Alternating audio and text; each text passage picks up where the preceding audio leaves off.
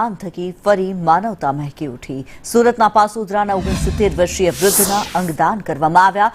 Liver, 2 kidney, હાથ તેમજ ચક્ષુનું દાન કરવામાં આવ્યું છે। 69 વર્ષીય રણછોડભાઈ ચાંગાણીનું બ્રેઇન ડેડનું નિદાન થયું હતું। જીવનદીપ ઓર્ગન ડોનેશન ફાઉન્ડેશનની ટીમે અંગદાનનું મહત્વ આ પરિવારને સમજાવ્યું। પરિવારે અંગદાનની સંમતિ આપતા અંગદાન કરવામાં આવ્યું છે। ત્યારે આ જ પરિવારના સભ્ય દ્વારા 3 વર્ષ પહેલા પણ અંગદાન કરવામાં આવ્યું હતું। ગતરોજ પીપી સવાણી હોસ્પિટલ ખાતેથી ડોક્ટર જિગ્નેશ ગંગડીયા સાહેબનો ફોન આવ્યો હતો। અમારે ત્યાં એક 68 વર્ષીય દાદા છે, જેઓ બ્રેઇન ડેડ છે, આપ આવો તો પરિવારજનોને મળીએ અને અંગદાન માટે સમજાવીએ। ચાંગાણી પરિવારના રણછોડભાઈ દ્વારા 6 અંગોનું દાન કરવામાં આવ્યું છે। 6 લોકોને નવજીવન મળ્યું છે। 1 હાથ, 2 કિડની, 1 લીવર, 2 ચક્ષુઓનું દાન થયું છે।